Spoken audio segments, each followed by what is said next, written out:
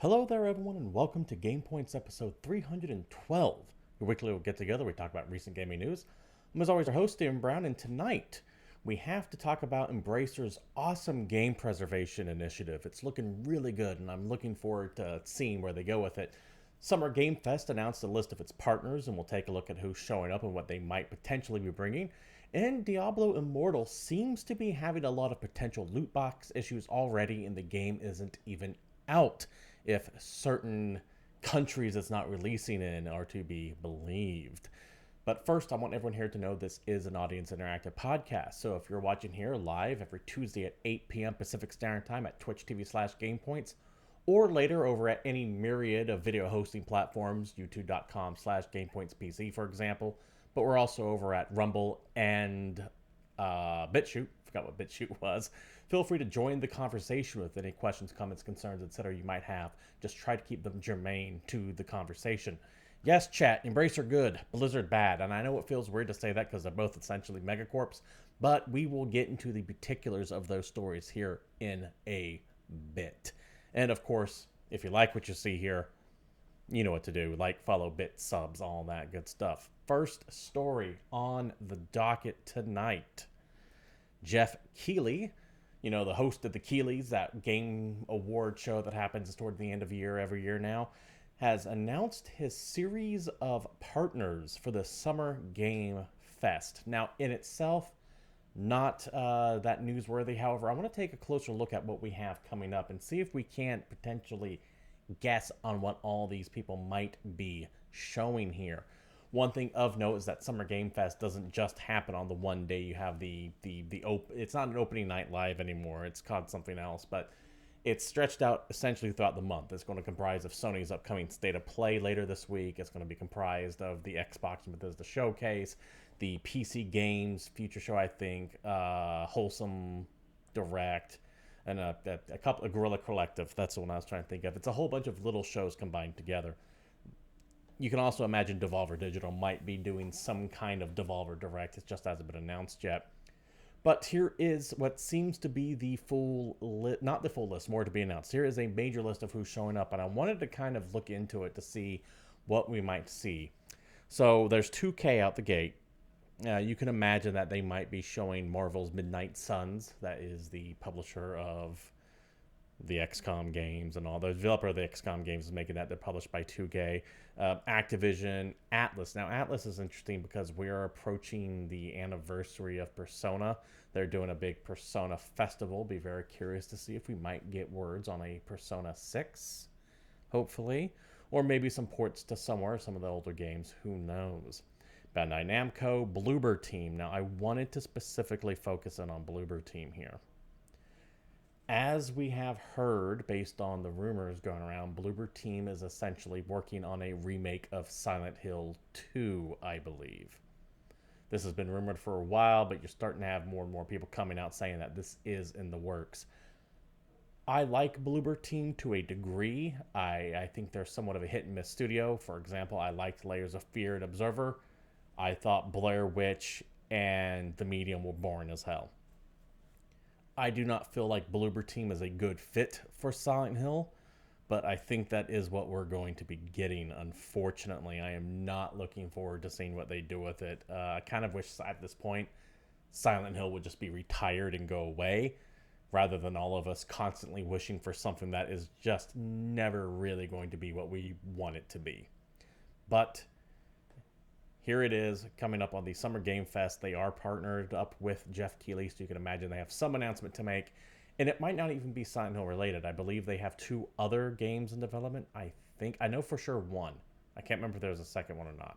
Let me know if I have that backwards or wrong. But Bloober Team is going to be here.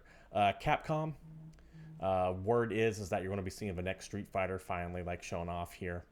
Coffee Stain, Deep Silver, Devolver Digital. They have a whole mess of things coming out this year. There's like Wizard with a Gun, Cult of the Lamb.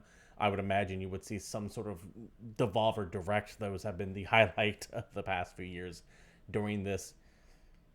Can we call it E3 season still? Or do we have to find some other name for it now that E3 seems to be just kaput from this point on? But I'd imagine they would do something wacky. Digital Extremes, Dotemu, by the way, they are the people who are publishing Shredder's Revenge. Rumor is that will be coming out sometime in June. I think there was a leaked PlayStation database file that showed the date for that coming up, so I wouldn't be surprised if they did the coming next week or coming today even when that finally is shown off. EA, Epic Games, Focus Entertainment, Frost Giant Games. They're new on the scene, Frost Giant. Frost Giant Games is made up of a bunch of RTS developers. They're people who worked on Command and Conquer and StarCraft and other various RTS games. They all kind of got together and made this super team of devs, and Frost Giant Games is the house they're working under. They have some new game coming. We don't know what it is. We do know it's going to be an RTS as well. I'd imagine we would get more details on exactly what it will be in the next couple of days. Given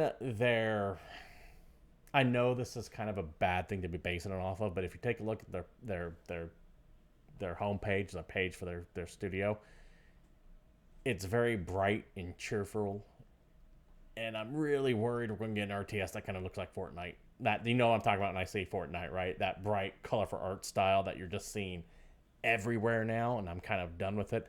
I hope to God they don't do that, but I'm really worried that's what it's going to be. To be fair, that is 100% judging a book by its cover. We don't even know what this game is yet. Also, your Humble Bundle, Level Infinite. Important, at least to me, for all of you to note that Level Infinite is essentially just American Tencent. So if you don't like Tencent and you think that they are a potential danger because of their connections to the CCP, Level Infinite is them. It's just a nice, friendly American name for Tencent. Mediatonic, those are the Fall Guys team there. MiHoYo, Genshin Impact. MiHoYo is the Genshin Impact studio. Netflix. Very interesting Netflix is on here. Netflix is really trying to get into gaming, but we haven't seen... I don't want to say we haven't seen all that much from them because they are starting to make some news, starting to make some waves on there. But I'll be very curious to know how big of a presence Netflix has at this thing. PlayStation, Raw Fury, the Samsung Gaming Hub. That's essentially Samsung is going to be developing their TVs to have kind of like a game streaming service through them.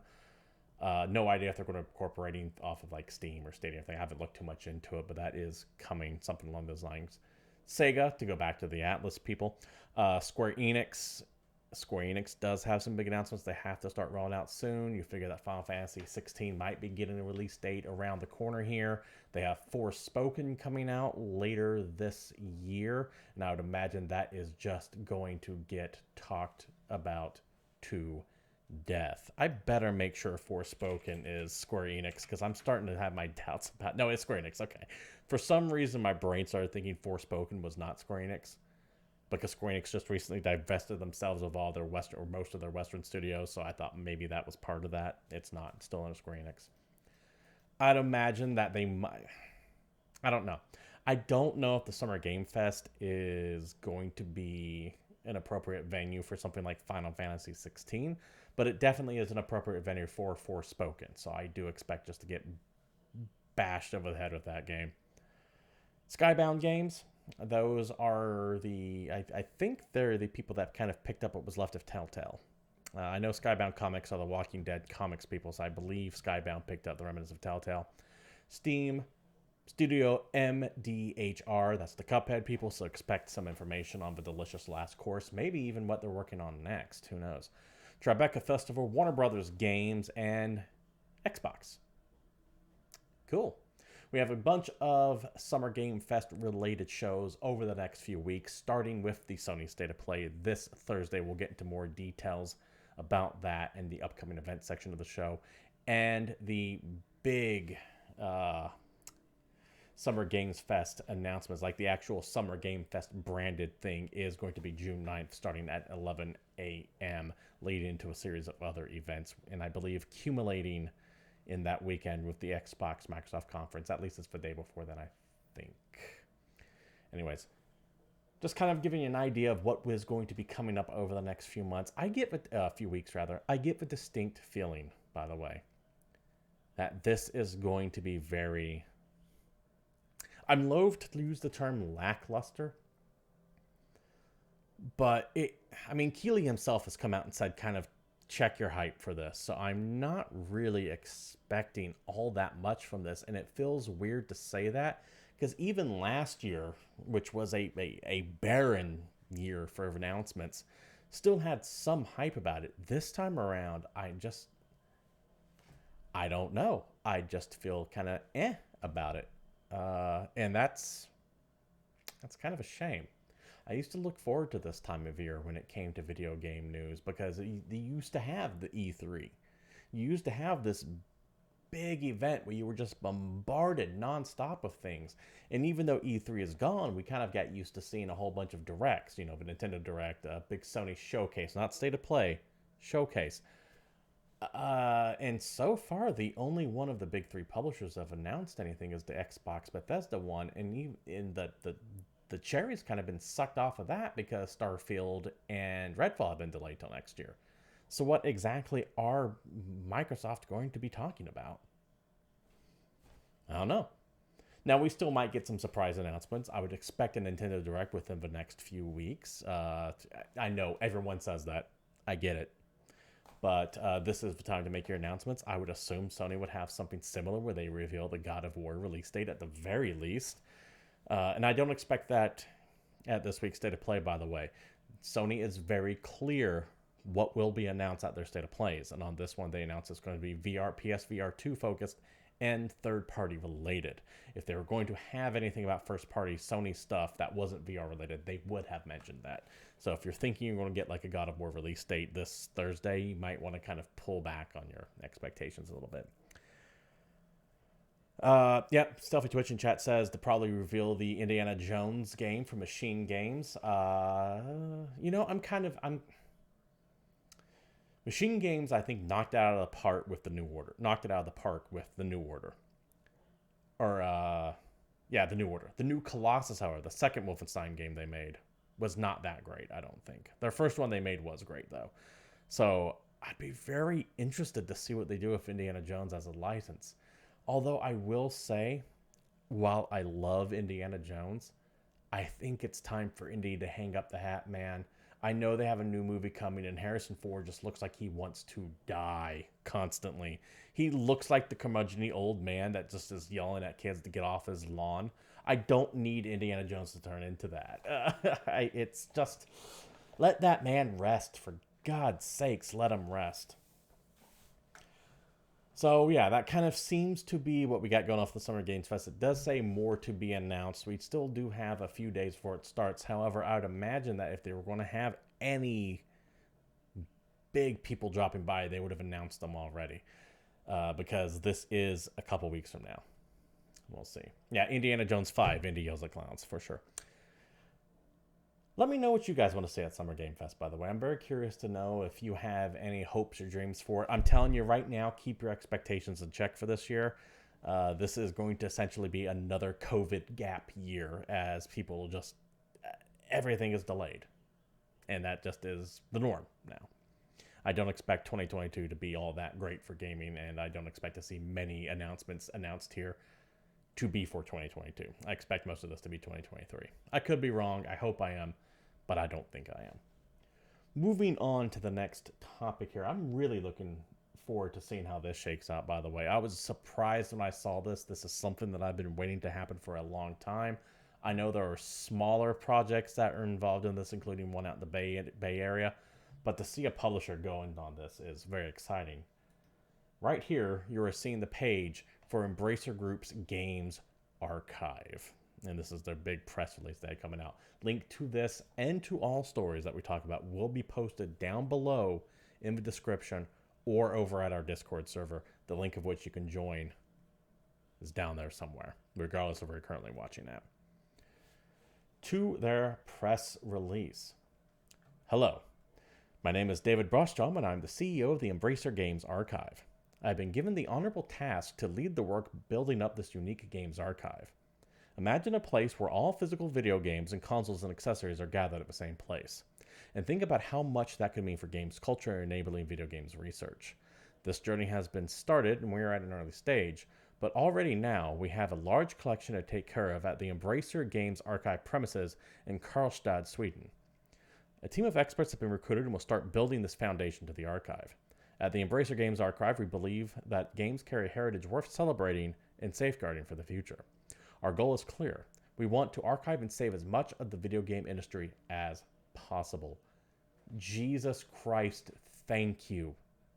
I have been harping on for years now that video game preservation is important because there are so many things that have already been lost. The most obvious story that I can think off the top of my head is how Homeworld Cataclysm's source code has been lost. So that game just doesn't exist anymore unless you have it on a physical copy somewhere. Like, we can't go back and do that. The fact that there is someone actively preserving video games, not just digital copies, but physical copies, is important because a digital copy can be changed. It can be censored. It can have inconvenient elements removed for the body politic at the time. I want a place where we can keep these things intact, possibly forever. Video game preservation is important.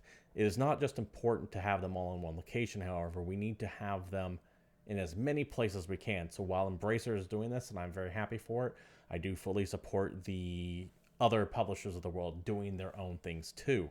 Because when you have it all located in one place and something happens, like the Sony Music's Day the Music Died fire, which wiped out thousands of catalogs, that could be a tragedy, and there's something about having all of your eggs in one basket. Make sure to have multiple of these set up, but this is a great start. Let's take a look at chat here. You would love to see what they collect from SSI. I'm assuming that you mean the SSI Gold Box stuff, and that you have to come with the box goodies. Yeah, you have to be talking about the SSI Gold Box stuff. There's a lot of cool stuff from that time, but the early 90s, late 80s age, especially when it wasn't Nintendo, so if you're thinking of latter-day Atari and the Wild West of the PC in the early 90s, a lot of that stuff's like, just even who owns the rights to it is nebulous as hell. So, yeah, I mean, I would love it for them to get all that stuff and throw it somewhere, but it might be kind of impossible to salvage some of that, unfortunately, which is why we need something like this archive. They currently have 50,000 games, consoles, and accessories in Karlstad, Sweden. So they've been clearly gearing up for this. This isn't something they just started. They've already done the work and got a lot of it in there. 50,000, Jesus. But remember, it's not just games. It's consoles, accessories. So you might find where, like the Power Glove, the Activator, the U-Force, the NES Advantage. You might find all the weird Atari like 5200 stuff, including the console. You might find like an Odyssey 2. I wonder if they have like one of the old oscilloscope Space War things that people used to play on. Flight sims with the manuals. Yeah, the old flight sims, all the old flight sticks. Box of Steel Battalion somewhere. All the weird oddities of video games. It's cool that this exists, and I'm hoping they're going to try to... I hope that they don't just limit it to one thing. I want everything from video games archived in this. Not just games, but the accessories, the consoles, the goddamn magazines. I would love to know if these people have like a full set of Nintendo Power from issue 1 back when... I think the first issue of Nintendo Power had like Wart from Super Mario 2 on there, all the way up to their last physical issue they did. I would love to see that around. I want all of this physically. It is important to have it physically stored, so that way we don't lose our history. They've already recruited a CEO, archivist, archive assistant, technical engineer, and supply manager. God damn, I wish this was based close to where I was, because I would so try to get a job here. They're going to build a database and start cataloging these things this year, so probably you can just search it up and see if they have it or not. They are going to be networking and collaborating with initiatives, museums, and institutions to provide help to research, journalists, and inquiries. So if you ask about something, they might be able to bring it up for you. And I do know that they have a link set up that you can contact them about selling collections, complete collections. They don't have like a wish list up, but they do have ways to get a hold of them already. And their long-term ambitions are going to be exhibiting parts of the archive locally and through satellite exhibitions at other locations. What I would imagine is that would be like here is the Atari exhibit. Come take a look at all this Atari stuff, and it like roams around the world. I'd love to see that, actually. I can't thank Embracer enough for doing this. I can't. This has been a very, what's the word I can use here? Nothing's coming to mind. But this has been something that's been on my mind for years, is video game preservation. If you've been watching the show for a while, you would understand that it is very important to me that these things get preserved. And to know that someone with enough capital and pull to take it seriously is finally doing so is very heartwarming to me. So thank you very much, Embracer Group, for doing what I have been screaming for people to do for years. All right, let's go from a perceived good company to a bad one. This is via GameIndustry.biz. Headline: Diablo Immortal reportedly won't launch in 2 countries due to loot box regulation. Activision Blizzard will not launch the upcoming Diablo Immortal in multiple territories next month, reportedly due to restrictive legislation in certain countries. If you might remember, I believe it was sometime last year, maybe even the year before, the FIFA foot cards caused a controversy in some of these countries because they were essentially being, rightfully in my opinion, labeled as gambling. And rather than remove that function from those games, EA just said, we're not going to sell those games there anymore. This is Activision Blizzard, not EA. I think I said EA at the beginning because I had EA's football cards on my mind. Activision Blizzard, I believe. Sorry. But this is and has to be a direct result of those rulings where they're essentially, saying, loot boxes, it's gambling. Don't do it. According to Dutch news outlet Tweakers, a communications manager at Activision Blizzard Benelux confirmed that the game won't release in the Netherlands and Belgium on June 2nd due to the, quote, current operating conditions in those countries, end quote. Another statement by a Blizzard employee shared to Diablo Immortal subreddit also stated that players of 2 countries won't be able to download the game due to said restrictions.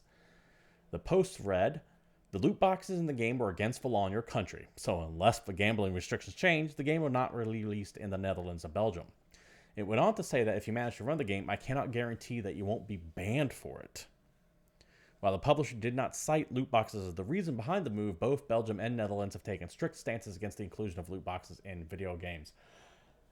I was already not necessarily all that interested in Diablo Immortal due to the don't you have phones bullshit that they rolled out at BlizzCon a few years back. But goddamn, this is just bad. If your game is so dependent on microtransactions and loot boxes to be playable that you cannot have your game function without them, that you can't just release a copy of the game with that functionality turned off, then your game probably is not worth playing to begin with.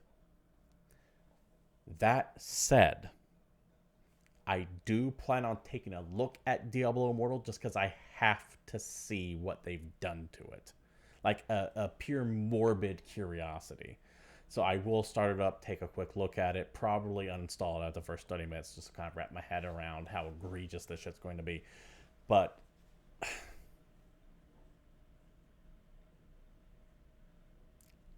what happened to Blizzard? Well, we know what happened to Blizzard. Activision happened to Blizzard. But goddamn, people. They're like BioWare in that they were a company that used to be the golden boy. They could do no wrong. And then the last few years have just been disaster after disaster after disaster. And now it's one of those things you look at and you go, did we expect anything less? Your game is going to be so deeply tied into loot boxes and microtransactions that you would rather not sell it in Belgium and the Netherlands than to just have a version of it without them in it. That is not good. That does not speak well of your game. But I guess we'll see just how egregious they are in a couple of days when Diablo Immortal launches June 2nd.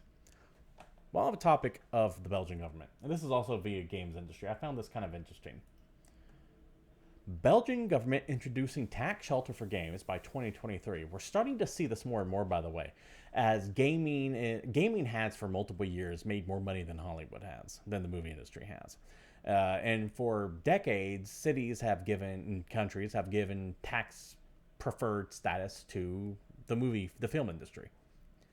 Games never really had that until very recently, and more countries are starting to kind of push the idea of, hey, build your game here, we'll give you some tax relief as long as you hire people from our nationality or people from our city, and as long as they pay taxes into it.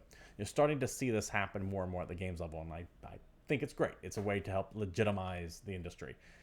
Belgium, Belgium, Belgium is starting to hop on that train as well, with Belgian government introducing tax shelter for games by 2023 in the headline from GameIndustry.biz. Belgium's game industry will soon benefit from tax relief as the federal government has approved a new initiative that will begin by the end of the year. The government will introduce a tax shelter for video games, which will provide fiscal returns for investors in order to make it easier for game studios to raise funding for their titles. Other sectors, such as film, already benefit from tax shelters, but this is the first time it will be applied to video games. This will come into effect January 1st, 2023 at the latest. Similar to the UK's video game tax relief, games will need to pass a cultural test to qualify as well as meet certain conditions, such as the requirement for at least half the development team to be employed or pay taxes in Belgium. I get the second half of that. I get why you wouldn't want to just give tax relief to a company if they just hire people from outside your country. The whole point is to drive the economy in your own country. I'm very curious to know what this cultural test is, however. Does this mean that your games have to contain a certain percentage of Belgium-friendly content? I'm reminded of when Canada passed some kind of dumbass communications law. This would have been decades back at this point, that said shows produced in Canada had to have a certain amount of Canadian content in there. So Rick Moranis and Dave, I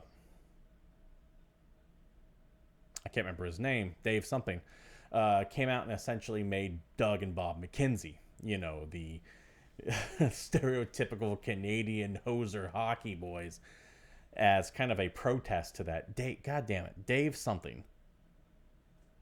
I always confuse them with the Wendy's guy. Anyways, I'm curious to know if it's that kind of cultural test, or if it's just that you have to answer questions about the history of Belgium, or if you, I don't know. I want to know what this cultural test is. I can't find any details on it. If you are able to find details on it, let me know. You can either send it to myself on Twitter at CapitalistPig21 or the show at GamePoints PC, or comment down below. I'll be very curious as to that. This is cool though. The more countries that start recognizing video games as like a legitimate big business, the more established it gets, the more support we get, the more games we get. This is a good thing. Moving on to the next bit of information here, we had a little bit of a teaser for the upcoming Star Wars Jedi Survivor. Star Wars Jedi being the franchise, Survivor being the title, much like you had Star Wars Jedi Fallen Order. The article here is from Video Game Chronicle. There was a new trailer shown off during the big Star Wars festival that's been happening over the past weekend or so. And the trailer showed the return of Cal Kestis. You had some Inquisitor-looking people, a bunch of Stormtroopers, a little bit of Darth Vader, and someone floating in a Bacta tank by the end. You can check out the trailer for yourself so you can kind of see what I'm talking about here. I'm very curious as to who a lot of these people are. I did like Fallen Order quite a bit. Super excited to see where Survivor goes. To the article itself. I'm going to give you actually bits and pieces of this rather than read the entire article. Looks like that the sequel is going to be taking place 5 years after the previous game. Great. Be very curious to see where Cal Kestis' training has gone since then. The developers are saying expect a darker tone than Fallen Order, which is interesting because I thought Fallen Order was always on the darker side of things to begin with. So I'm wondering if this is going to be their version of Empire Strikes Back. I would expect probably principal cast to get killed off. It's just my guess. By the way, Survivor is one of three projects. being made at Respawn in the Star Wars universes. The other two, one of which are going to be a new Star Wars first-person shooter, helmed by former LucasArts veteran and Medal of Honor co-creator Pete Hirschman. This could be anything. This could be what's the series coming out about the Rebel spy guy? Andor? This could be an Andor spin-off game. This could be, hell, a Dark Forces reboot. I would love that. This could be, God willing, Republic Commando 3. This could be any number of things. It could be another Jedi Academy game. It could be another Star Wars Battlefront game. Who knows what it is? Or it could just be its own unique thing set off somewhere else. I doubt they're going to go too heavy into the underworld side of things. But a Star Wars smuggler bounty hunter game would be fascinating in the first person. I would love to play that. The other game being developed by Respawn is a strategy game with a collaboration with Bit Reactor, which is a new studio formed by veterans of XCOM and Civilization. They're veterans from Firaxis, essentially. This could be cool. I would love to see a strategy game in the Star Wars universe that has that XCOM style to it. That actually could also be a great Republic Commando game. Not from the first-person perspective, but from the positioning your troops, breaching into doors. Like think how XCOM Chimera Squad was.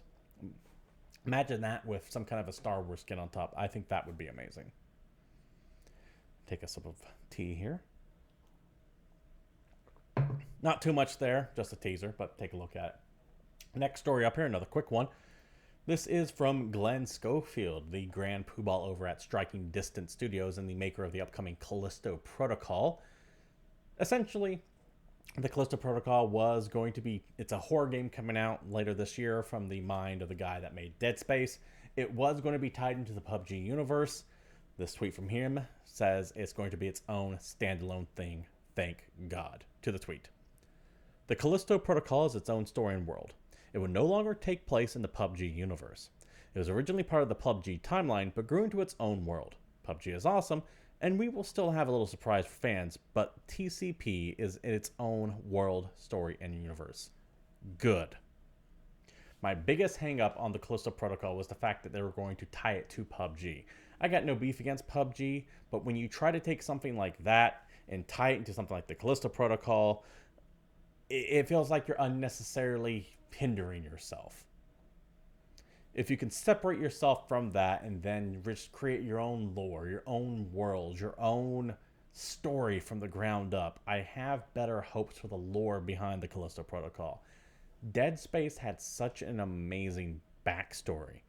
You can get deep into Altman and the Unitarians, and you can get deep into the Marker, and you can get way deep into I think Aegis 7 was the planet that the Ishimura was orbiting around, and all this other just lore Bible-y stuff. When you sever yourself from an existing universe, you can just go off and do your own thing. You can fill out whatever you want. You don't have to worry about canon conflicts or anything. So good. I'm glad to see the Callisto Protocol becoming its own universe, as it were.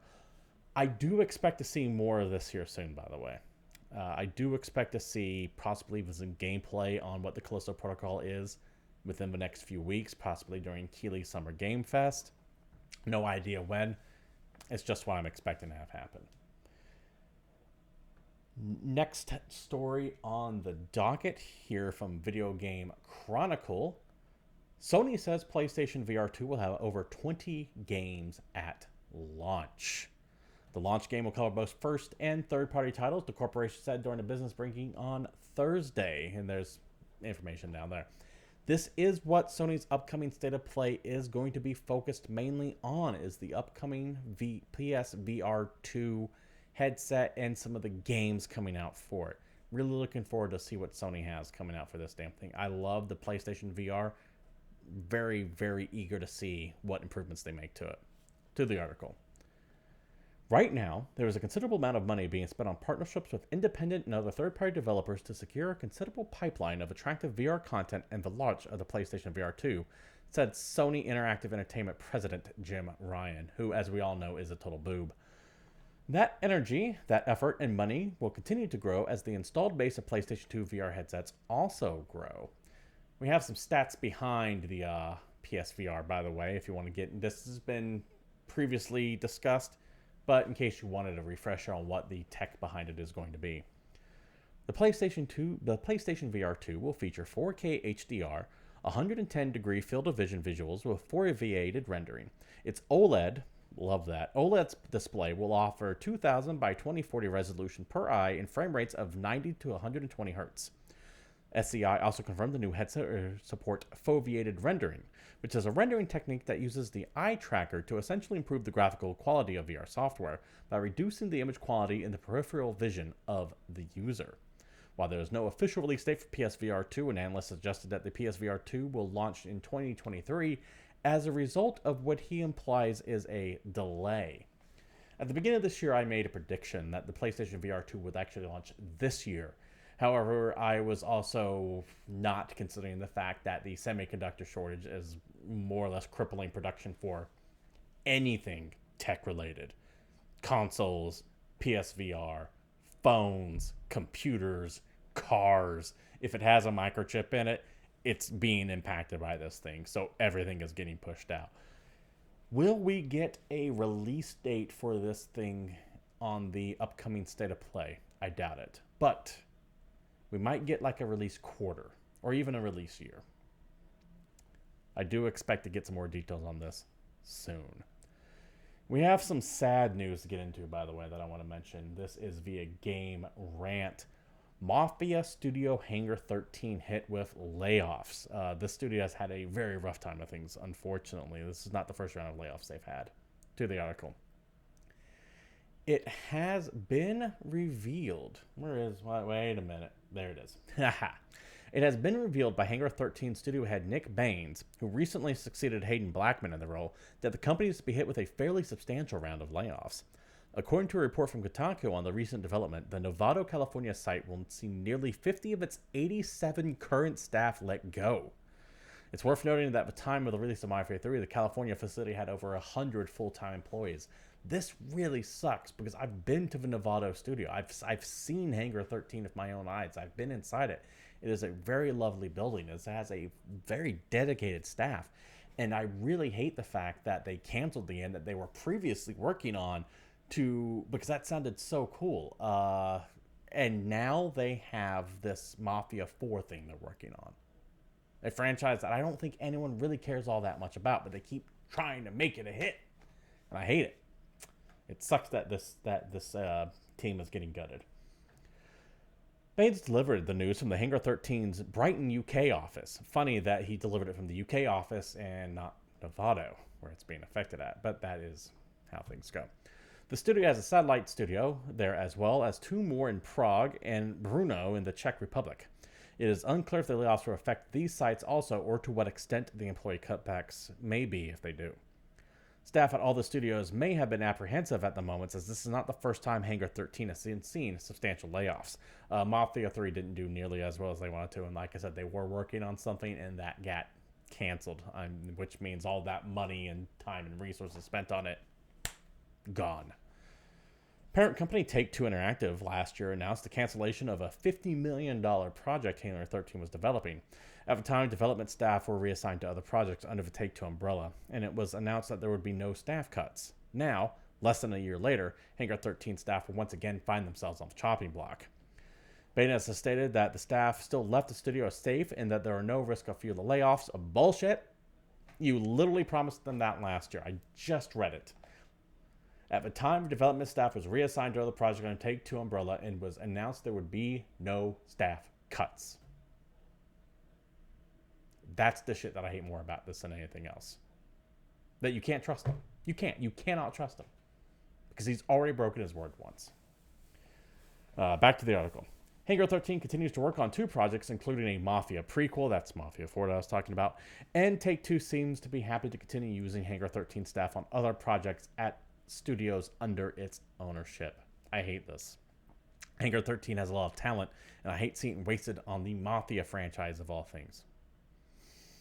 But hopefully the people laid off from Hangar 13 will find a better home that can actually make use of their skills. two more stories I'm going to get through tonight. One a little bittersweet and one also sad. From VGC, veteran Final Fantasy producer Shinji Hashimoto has retired. Go him. He has been with Square for a very long time. I'm glad he is going to be able to live the rest of his life in retirement. But as we do know, sometimes the allure of art calls you back to it. So don't be surprised if you see him again soon. To the article itself. Veteran Final Fantasy producer and former franchise brand manager Shinji Hashimoto today has announced his retirement. Hashimoto joined Square Enix in 1995 and was a producer or executive producer on virtually every Final Fantasy installment since 1997's Final Fantasy VII. He also served as brand manager for the franchise, overseeing the business and marketing aspects of the RPG series for a decade before stepping down from the role last year. Hashimoto helped birth the Kingdom Hearts franchise too and served as a producer or executive producer on every series entry. On Twitter, he said the following: "Today, Tuesday, May 31st, I will be retiring. I would like to thank everyone in various fields for the support during my tenure. From now on, I would like to support you as a Square Enix fan. Thank you very much." Godspeed, Hashimoto. You've done work, and you've brought some excellent games into existence. I hope that your golden years are fulfilling for you. And if you ever want to get back into games, let us know. I'm sure we'll take a look at what you have in development. Finally, a little bit of a sad story. This is also a slightly different than what we normally cover. This is via Deadline. Ray Liotta, Goodfellas and Field of Dreams star, has passed away at the age of 67. To the article from Deadline. Ray Liotta, the terrific actor whose career breakout came in the 1990 Martin Scorsese crime classic Goodfellas after starring in Field of Dreams, has died, and he was 67. Deadline hears that Liotta died in his sleep in the Dominican Republic, where he was shooting the film Dangerous Waters. He was also set to be the executive producer of the A&E docu-series Five Families about the dramatic rise and fall of the New York Mafia's Genovese, Gambino, Bonanno, Colombo, and Lucchese families. However, the reason why he gets mentioned on a video game podcast is because he was also the voice of Tommy Vercetti, protagonist of GTA Vice City, aka the best one. I don't announce deaths on this channel too often, but this is one of those ones I want to mention because Vice City, like I said, it was the best Grand Theft Auto, one of the best open worlds I played still to this day. And I felt it right to acknowledge his passing on this stream. Godspeed, Tommy. Godspeed. That does it for the news. Let's go ahead and move on to a few upcoming events. We have the aforementioned Sony State of Play coming in Thursday, June 2nd, for nearly 30 minutes of announcements and updates from the world of PlayStation. They will have some exciting reveals from their third-party partners, plus a sneak peek at several games in development for PlayStation VR 2. This will be at 3 p.m. Pacific Standard Time, and I will be streaming it right after a few hours of Super Perils of Banking, which will be also streaming up to that point as well. So come on by Twitch TV/GamePoints around 1 p.m.-ish to watch a bit of that game, and then we transition into the State of Play. New releases for this week include Silt. This is a very intriguing looking black and white underwater, I don't know if I want to use necessarily the term platformer, but it has that vibe to it. I recommend, I am not doing justice describing it. It has a very intriguing art style. It reminds me a lot of Limbo, actually, but just with an underwater theme to it. And that comes out on the PlayStation 5, Xbox Series S and X, PlayStation 4, Xbox One, Switch, and PC. Card Shark coming out on Switch and PC. This is Devolver Digital's card cheating game that takes place during the, I don't know if it's specifically during the French Revolution, but it is during France in a period of high aristocracy. This is another one of those games I'm not necessarily doing justice, just describing it on here. Take a look for it for yourself. But it is about cheating at cards and making your way up the social hierarchy in aristocratic France. This looks awesome. I will be streaming this game. I don't know when. hoping I can get a copy of it for tomorrow, but if I can't, I will stream it either Thursday night or early next week. Also coming up, Diablo Immortal. We have mentioned that a little bit earlier in the show. It is essentially the free-to-play, phone-based Diablo game. I believe you can also play it on PC too. You have Soldiers coming up on PlayStation 5, Xbox Series S and X, PlayStation 4, Xbox One, Switch, and PC. I don't have too much to say about it. It bills itself as a Souls-like Metroidvania, and once I see that, I both kind of just stop reading and tune out, as well as simultaneously I'm interested in the game. You have a lot of these coming out. It does kind of have a Super Nintendo, I don't even want to say Super Nintendo style to it. I'd say early PlayStation 1 2D style to it. I know that, once again, this seems to be a theme today. That doesn't make too much sense when I mention it, but I think you'll understand what I say when you take a look at the art style to it. I'm trying to think of a game that I can compare the art style for it to, and it's not coming to mind, unfortunately. Ah, man, what can I compare this to? It's on the tip of my tongue. It's not coming out there. But yeah, it does look interesting. I would recommend taking a look at it. And you also have Unexplored 2, The Wayfarer's Legacy, coming out to Xbox Series S and X, PlayStation 4, Xbox One, and PC. Unexplored 2 is a challenging roguelike RPG with tabletop feel in a node-based open world with a cool twist on permadeath. I'm a sucker for roguelikes. What can I say? It's why it made the list.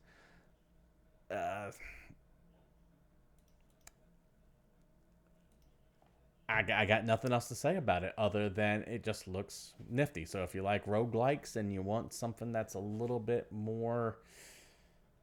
It doesn't look as frantic as some of the other roguelikes that are out there. I've been playing a lot of Rogue Legacy 2, and I was wanting a roguelike that maybe not be so insane. This might be something I want to take a look at, not look like. Anyways, that does it for new releases, which means that also does it for the show as well.